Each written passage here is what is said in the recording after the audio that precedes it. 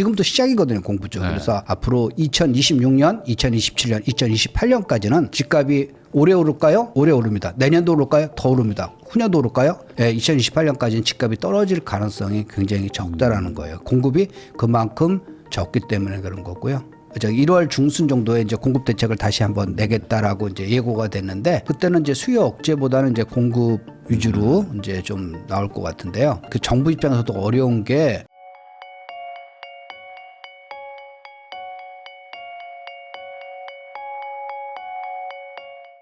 아기곰님하고 이야기 나누고 있습니다. 자, 그럼 이제 올 한 해 이제 26년에도 상승이 예측된다고 하셨는데 사실 지금 규제가 되게 강력하게 나왔잖아요. 네네. 그 말은 역설적으로 엄청 올랐으니까 규제를 세게 그렇죠. 한 거잖아요. 예, 맞습니다. 예. 또 작년에 진짜 많이 오르긴 올랐죠. 예, 작년에 많이 올랐고 이제 최근에 이제 뉴스 보시면은 19년 만에 서울 이제 서울 아파트 값이 19년 만에 제일 많이 올랐다라고 그런 이제 보도가 많이 나오는데요. 그걸 제가 이제 예쁘게 이제 화면을 한번 정리를 해봤어요. 그래서 보면은 2006년도에 23.5%가 올랐고요. 한국 부동산원 집계 기준으로 그 다음에 이제 그 2015년에 6.7%, 그 다음에 문재인 정권이었던 2018년도에 8%, 2021년도에 8% 이렇게 이제 올랐고 2025년도는 8.7% 올라가지고 저 2006년도 이후에 19년 만에 제일 많이 올랐다라고 하는데 요거는 조금 저는 요거에 동의하지가 않습니다. 요게 약간은 한국 부동산원의 그 통계가 조금 요거는 좀 의심스럽다라고 할 수가 과거에 있어요. 조작 논란이 있었기 때문에. 예.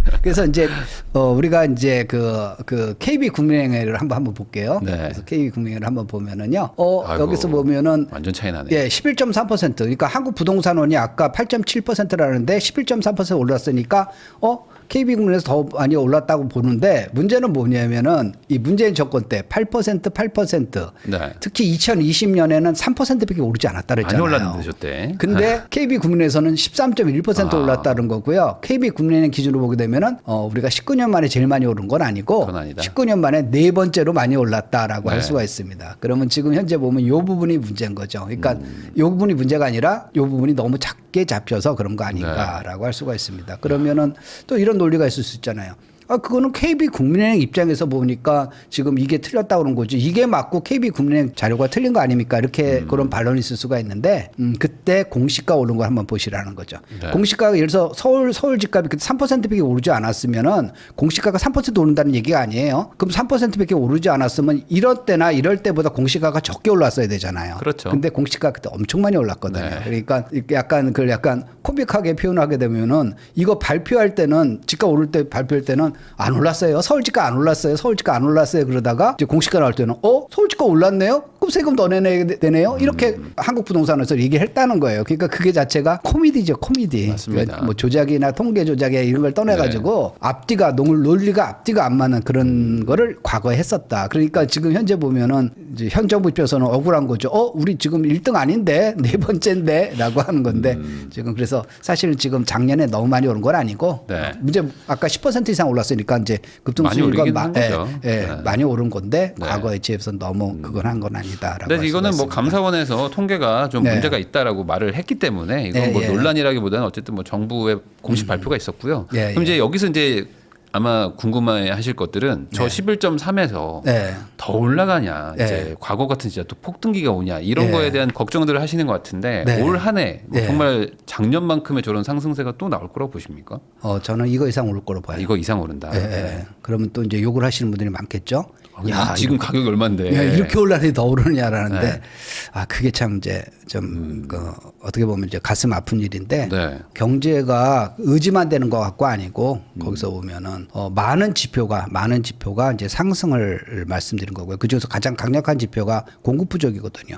공급 부족이 지금 끝나가지고 자 이제 끝물입니다라고 하고 되면 참 좋죠. 근데 끝물이 아니라 지금 들어가는 거거든요. 초입이거든요. 아까 제가 지방 부동산이 작년까지는 좀 빌빌했는데 올해부터는 이제 반대로 들어갔습니다. 그리고 가장 큰 이유가 뭐냐면 지방도 공급 부족으로 들어갑니다라고 하는 거잖아요. 지금도 시작이거든요, 공급 부족. 그래서 앞으로 2026년, 2027년, 2028년까지는 공급을 앞으로 3년간 그러니까 집값이 올해 오를까요? 올해 오릅니다. 내년도 오를까요? 더 오릅니다. 후년도 오를까요? 더 오른다는 게 지금 오른 거에서 오른다는 거예요. 그 폭이 너무 크다는 건 아니고. 네. 그러니까 2028년까지는 상승세다. 2028년까지는 집값이 떨어질 가능성이 굉장히 적다라는 거예요. 공급이 그만큼 적기 때문에 그런 거고요. 그러면은 지금 그 정부가 네. 물론 연말에 발표한다고는 했지만 이제 네, 97 예, 대책에 예. 이어서 예, 어쨌든 예. 이제 추가 공급 대책을 이제 예고는 해놓은 상태입니다. 네, 네. 그래서 뭐 이제 뭐 공공 택지를 뭐 조성한다든지 뭐 이런 얘기들이 이제 나오고 있는데 이번에 나올 어떤 정책 그게 좀 전반적으로 뭐 공급 위주일까요? 아니면 여기서 또 뭐 규제가 나올까? 어떻게 보십니까? 전반적으로. 공급 위주로 이제 그동안에 이제 세 번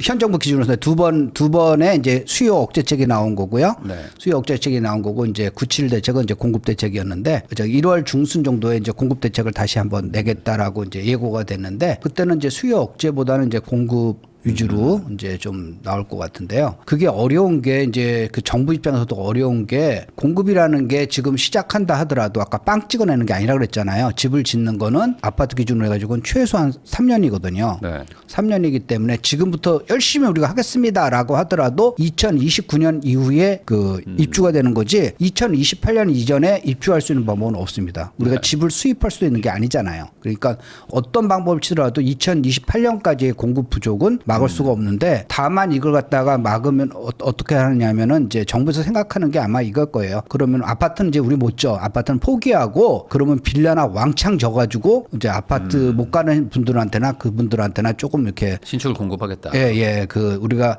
어차피 아파트나 뭐 빌라나 주택수는 똑같은 거니까 그럼 우리가 뭐 몇 채 졌다 그 얘기는 하면서 저기 시장을 좀 안정화시키겠다라는 접근으로 들어갈 것 같아요. 그래서 어쨌든 뭐 비아파트 쪽으로 예, 공급은 예, 하지만 예. 그런데 이제 아파트 쪽 수요가 또 그게 뭐 마냥 분산되는 건 아니니까 가격 그렇죠. 상승은 좀 예, 막을 예. 방법이 없다. 예. 그럼 결국에 수요 억제를 더 강하게 할 수도 있지 않습니까? 지금도 뭐 강하게 하긴 했지만. 근데 이제 더 이상 나올 수 있는 폐가 없죠. 뭐 집 사면은 이제 그 3개월 동안 저 감옥에 간다던가 뭐 이런 아니 보유세가 있지 않습니까? 말도 안 보유세. 돼. 그거는 이제 보유세 네. 맞아요. 마지막에 네. 나온 게 이제 그 세금 문제를 그러니까 집 건드리는 사봐야 건데 어차피 손해 보게 하겠다. 건드리는 건데 그거는 이제 그 선거 전에는 나오기가 어렵고요. 네. 가장 인기가 없는 정책이잖아요. 그다음에 이제 대통령이 이제 이재명 대통령이 말씀하신 것도 있고 네. 선거 기간에 말씀하신 것도 있고 그걸 갖다가 1년 안에 뒤집는다는 거는 조금 낯간지러웠기 때문에 그 지방 선거 이전에 나오기가 어렵고 네. 지방 선거 이후에는 반드시 나올 거라고 저는 보여요. 반드시 나올 건데 그러면 그 세금을 건드리면 집값이 잡히느냐 안 잡혀요. 네. 안 잡힙니다. 그러면 왜 정부에서 그걸 잡냐? 어차피 뭐 못 잡을 거 나도 수익이나 나도 반띵하자. 너만 먹니 나도 먹자라는 정책이죠. 그래가지고 그 과거 정권들이 그렇게 했거든요. 처음에는 본인들이 집값 잡으려고 정말 진정성을 갖고 했었어요. 근데 어느 순간 지나니까 이게 안 잡히는 걸 안 거예요. 그러니까 거기서도 그때 보면은 그때 지금 현 여당 지금도 있는 여당 인사 중에 한 명이 그런 얘기도 이렇게 얼핏 했거든요. 얼핏 한 게 뭐 신문 보도에 다 나왔으니까. 네, 집값 안 잡힌다고. 네, 안 잡히지만은 자기네들 세금이나 올려가지고 세금이나 많이 걷겠다 이제 이런 측에 이제 저걸 하는 건데 그래서 지금 그래서 그 세금 측면은 반드시 이제 건들 거라고 저는 이제 보고 있거든요. 근데 네. 그거는 지금이 아니라 선거 이후에 건들 가능성이 높다. 그러면은 보유세를 인상을 해도 보유세는 매년 6월 1일 기준이니까 선거가 네. 6월 3일이거든요. 네, 네. 그러면 27년에 부과되는 세금이니까 그렇죠. 실제로 뭐 28년에나 내는 거거든요. 그렇죠. 그렇게 네. 되지만 그래도 발표가 되면 강하게 하면 네. 시장에 충격은 좀 있지 않을까? 어떻게 보세요? 그렇죠. 예, 그리고 거래는 더 줄겠죠. 예. 그럼 그리고 잠깐은 좀 약간 공포 매물이 좀 나올까요? 네, 예를 예. 들어 올해 하반기에. 예, 그러니까 이제 어떻게 보면 일종의 보복이라고 할 수 있죠. 네. 오케이, 너희들 이렇게 집값 올라서 좋을 건지 알았지. 세금 이렇게 한번 맞아봐. 세금 맞아보고 그다음에 와서 얘기해. 이제 이렇게 약간 이제 보복성 이제라는 그런 정책이 나올 거로 보이는데, 우리가 보통 선진국은 보유세가 높고, 한국은 보유세가 낮고 이제 이렇게 많이 알려져 있잖아요. 네. 그리고 실제로 보면은 미국의 이제 보유세가 굉장히 높고 그 유튜버 중에서 이제 올리버 쌤이라고 있어요. 네. 그래서 올리버 쌤이 이제 며칠 전에 거기서 보면은 이 텍사스의 집값이 너무 비싸가지고 요번에 이제 뭐 저기 뭐 내년부터는 한 $8,000가 나올 것 같다. 재산세 많이 낸다. 네, 재산세 $8,000 나올 것 같은데 뭐 미국 정말 그만큼 나와요. 거기서 보면 나오는데 그러면 그렇게 보유세가 많은 나라는 집값이 떨어지느냐? 땡 아니에요. 집값은 계속 올라요. 그냥 그거는 그냥 정부가 그 세금을 걷어서 자기가 이제 딴 걸 위한 세원을 쓰기 위해서 그런 거지 집값하고 아무 상관이 없습니다. 보유세하고 그러니까 세금 낸 사람 입장에서는 속이 상하지만은 무주택자 입장에서는 그것이 신설이 된다고 그런 세금 한다고 집값이 떨어져 가지고 내 집 마련하기 쉬운 거는 절대 아니다라는 거예요. 그래서 그거는 미국, 영국, 프랑스 모든 나라 예를 들어더라도 세금이 올라가 가지고 집값이 떨어졌어요. 그런 사례는 없습니다. 오히려 집값이 올라가고 오히려 그게 나중에 뭐로 부메랑이 오냐면은 월세값이 올라가요. 네. 월세값이 미국 월세가 얼마인지 한번 보시면 정말 놀라실 거예요. 놀라실 겁니다. 근데 그 월세가 비싼 이유는 뭐냐면은 그 월세 받은 사람은 그거 갖고 크게 이익 보니 아니에요. 월세 받아가지고 세금 내는 거예요. 세금 보유세 내고. 내야 되니까. 예. 세금 내고 보유세가 거기서 더 이만큼 올라? 그러면 집값이 월세가 그만큼 더 오르는 거예요. 그거 빼고 자기가 어느 정도 그 이익을 취해야 되는 거니까. 그래서 그거는 결국은 그 세입자한테 전이가 된다라고 할 수가 있습니다. 그러면 결국에는 이 수요를 좀 분산시키든지 아니면 공급을 많이 해가지고. 네. 그렇게 해야지만 좀 가격이 잡히는 거지. 뭐 네. 이게 뭐 규제나 뭐 이런 걸 한다고 그렇죠. 되는 건 아니다. 네. 잠깐의 충격은 좀 있을 수 있을 것 같다. 정도로 얘기해 주셨고 과거같이 보유세도 올리고 취득세도 올리고 양도세도 올리는 그런 구조로 갈 거로 보세요? 아니면은 지금 약간 얘기가 나왔었는데 뭐 취득세나 이런 걸 좀 낮춰주고 뭐 보유세만 올리겠다 뭐 이런 얘기도 있었는데 그거 말장난이고요. 거기서 보면은 그 계속 이제 이게 세금을 상승한 사람들이 하는 얘기가 뭐냐면은 이제 전 세계적인 이제 글로벌 스탠다드처럼 이 거래세는 줄이고 그다음에 이제 보유세는 늘리는 방향으로 또 세제 개편을 해야 됩니다라고 이제 계속 말씀을 하셨거든요. 네. 말만 보면 참 그럴듯하죠. 근데 실제로 보면은 나중에 결과적으로 한번 보세요. 둘 다 올라갑니다. 일단은 처음에 그 세제 발표할 때는 이제 세제 발표는 그렇게 나올 거예요. 이제 거래세를 조금 줄여드는 거예요. 거래세 요만큼 줄이고 보유세는 이만큼 늘리고 이제 거래세는 요만큼 줄여드릴 거예요. 그래도 맞는 거 아닙니까? 그러다가 이제 그 다음에 몇 달 있다가 다른 조치해가지고 다시 이것도 다시 이만큼 드리는 거죠. 그런 게 이제 계속 반복을 해왔거든요. 그래서 반복을 했기 때문에 우리나라 거래세, 보유세 합하면 전 세계 1등이에요. 세금 1등입니다. 뭐 딴 건 못하라도 우리가 1등하는 쪽은 이제 항목을 하나 있어야겠죠. 그래서 우리가 이제 전 세계에서 세금 제일 많이 내는 그 나라다라고 생각하시면 되겠고요. 그리고 그 와중에 보면 아까 보유세 그렇게 말장난을 하면서 그런 거기 때문에 어차피 근데 세금은 오르는 거고 피할 수는 없어요. 그래서 집을 갖고 있는 사람이 자기의 그 자산 수준에 비해서 너무 과도하게 비싼 거를 갖는다던가 너무 많은 주택을 갖는 거는 사실 그건 또 바람직하지는 않아요. 세금까지 반드시 생각을 하시라라고 생각하시면 되겠습니다.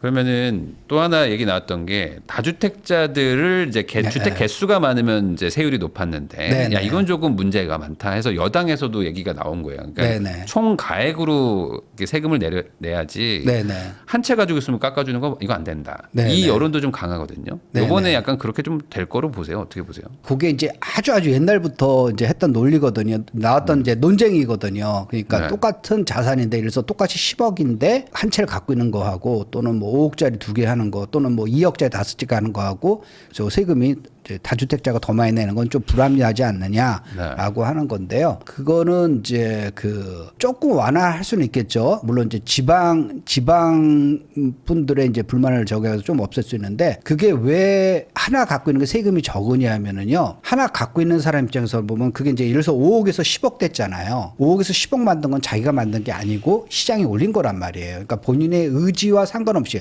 본인의 의사와 상관없이 이 세금이 올라간 거예요. 그래서 그거에 대해서 세금을 많이 내는 것 자체가 그건 약간 불합리하다라는 이제 논리가 있는 거고요. 근데 내가 다주택자 하는 거는 내 의지나 의사가 들어간 거잖아요. 다주택자 안 해도 되는 건데 내가 여러 채 산 거잖아요. 그건 왜 그 사람이 그러니까 영어로 하면 인텐셔널한 행위였는지 아니면은 그냥 여기서는 그냥 우연이 된 건지 그거에 따라서 그래서 다른 나라도 마찬가지입니다. 그래서 이 사람이 의도를 갖고 한 거에 대한 세금이 더 많습니다. 그래서 이게 똑같은 가액이라 하더라도 똑같은 10억이라 하더라도 여러 채 10억이는 게 세금이 좀 더 많은 게 다른 나라도 마찬가지다라고 할 수가 있습니다. 그럼 우리나라도 그게 바뀌기는 좀 어려울 조금은 것이다. 이제 완화를 하더라도 그 기본 원리는 바뀌기는 쉽지가 않습니다. 그래서 아까 미국 같은 경우도 보면 집값이 올라가잖아요. 집값이 올라서 하는 거에 대해서 재산세가 같이 안 올라갑니다.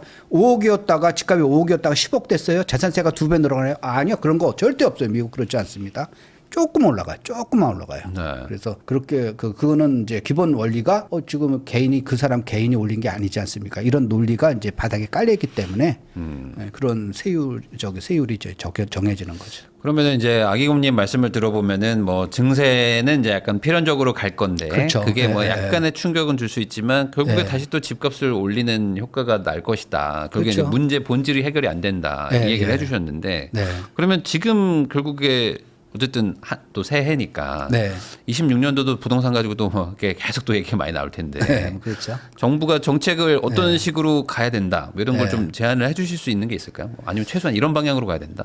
지금 현재 보면은 기본적으로 지금 문제는 뭐냐면은 사람들이 살고 싶어 하는 곳에 주택이 많이 공급이 안 됐다는 게 문제거든요. 그러니까 네. 여러 가지 뭐 정치적인 이유든지 아니면 뭐 경제적인 이유로 해가지고 공급과 수요가 지금 이제 깨진 거예요. 특히 이제 수도권 기준으로 보게 되면은 수요는 계속 늘어나는데, 그러니까 수요가 늘어나는 거는 자연적 증가 때문에 그런 게 아니라 지방에서 자꾸만 일자리 때문에 이제 수도권은 올라오고 있잖아요. 네. 그래서 기존의 수도권의 주택 수요는 계속 늘어나는데 그동안에 계속 수도권의 공급은 막 이렇게 정책적으로 좀 줄여왔기 때문에 그렇기 때문에 지금 언밸런스 때문에 이제 구조적으로 집값이 올라갈 수밖에 없는 그런 구조가 어떤 특정 때문에 그런 게 아니라 과거에서 이제 구조적으로 그렇게 나왔는데 그걸 갖다가 이제 단기간에 깨기는 쉽지가 않아요. 네. 단기간에 깨기 쉽지 않은데 방향은 뭐냐면은 그게 이제 완화되는 방향으로 가야 되는 거예요. 근데 무조건 그거 갖다가 수요 억제책으로만 된다고 해가지고 공급이 늘어나는 건 아니잖아요. 공급이 왜 안 늘어날까 한번 생각을 해보시면은요. 또 이제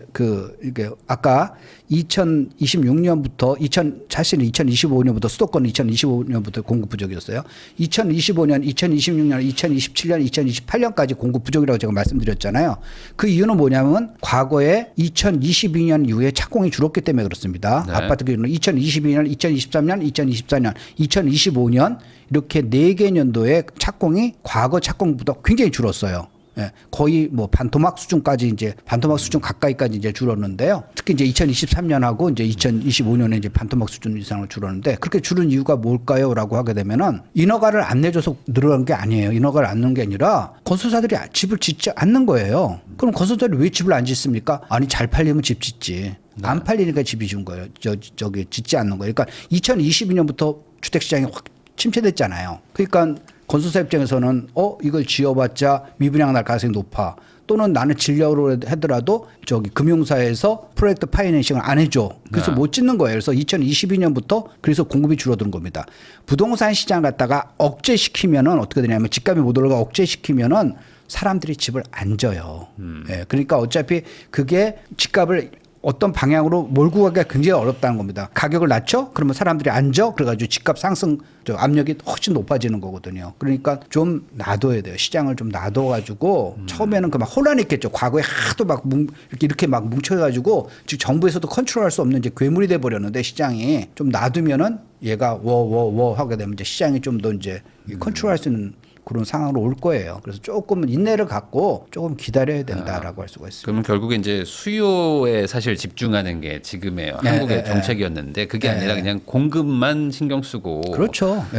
뭐가 왜 공급을 못 하는데 알았어 그럼 내가 풀어줄게. 뭐 왜 안 돼? 그럼 내가 그거 해줄게. 이런 식으로 해서 계속 공급을 늘리면 맞아요. 자연스럽게 그럼 언젠가는 공급이 잡혀져요. 맞아지니까. 근데 그거를 이제 참기가 참 힘들잖아요. 그렇죠. 이게 5년 임기인데 정부가 못 참고 국민이 못 참죠. 또 야당이 옆에서 계속 공격하고. 네, 그다음에 이제 언론에서도 이제 막 꼬드기고 막 그러면서 하고. 그러니까 이런 게 약간 이제 뚝심이 있는 정권이 들어서야 되는 거고 그것다가 국민들하고 솔직하게 좀 얘기를 하고 그래야 돼요. 그러니까 사람들한테 너무 자극적으로 얘기하지 않고, 그러니까 자극적이라는 건 뭐냐면은 되지도 않을 약속을 하지 말고 집값 잡겠다. 집값 잡겠다. 그러면은 그거 부메랑으로 들어옵니다. 네. 반드시 부메랑으로 들어와요. 그러니까요. 그러면은 어쨌든 그럼에도 불구하고 올 한 해는 약간 규제 위주의 정책들이 나올 수밖에 뭐 선거가 없을 것 있으니까 같다. 뭐 거기서 안 나오기 좀 어려울 것 같다. 이후에 또 약간 부작용도 같이 좀 생길 것 같긴 하지만 이게 또 정치적으로도 선택들을 어쩔 수 없는 것도 있는 거니까요. 그렇죠. 그렇게 좀 봐야 될 것 같습니다. 아까 말씀해 주신 것처럼 이제 선진국 쪽은 대부분 다 이제 공급 위주의 대책들을 하더라고요. 보니까 그렇죠. 뭐 규제를 하고 뭐 대출 규제하고 뭐 이런 거는 없는데 보면은 없죠. 그런 게 없죠. 그냥 그런 건 이제 디폴트로 놔두고 공급 부족하다 가격 오른다 그러면 공급 많이 하고 그렇죠. 가격 내려간다면 공급 줄이고 이렇게 단순하게 하는데 우리나라는 왜 이게 어려울까요? 그러니까 뭔가를 해야 된다는 그 각막감염도 있어요. 근데 이제 국민성도 갑자기 정권 바뀌면은 우물에 가가지고 숭늉을 막 내놓으라고 그러는 거니까 그러면 사람들이 이거 조금 이제 거기서 그 정부 당국가도 다 똑똑한 분들이에요. 좋은 대학교 나오고 다 똑똑한 분들인데 이거 시간이 필요한데 그 국민한테 얘기하려고 그러면은 야 그러려면 왜 정권 내놔? 왜 니네가 왜 정권 잡았어? 그러면서 딴 사람이 내가 정권 잡으면 나 그거 1년 안에 그렇죠. 잡을 수가 있어. 우리가 재건축 보면 그러잖아요. 조합장 뽑을 그렇죠. 때 내가 재건축 되게 되면은 공사비를 평당 500으로 낮추고 우리가 지금 분담금을 갖다가 그 하나도 안 나겠습니다. 그러고 나중에 보면은 나중에 그 사람 딱 되게 되면은 추가 부담금 5억 빡 나오잖아요. 그러니까 그 똑같은 거죠. 뭐. 결국에는 이제 우리 국민들도 어느 정도 좀 공부를 통해 가지고 이게 현실성이 있냐 없냐를 좀 생각해 볼 필요도 있는 것 같아요. 공부를 해야 우리가 돼요. 너무 무리한 요구를 하는 게 아닌가라는 생각도 맞습니다. 좀 듭니다.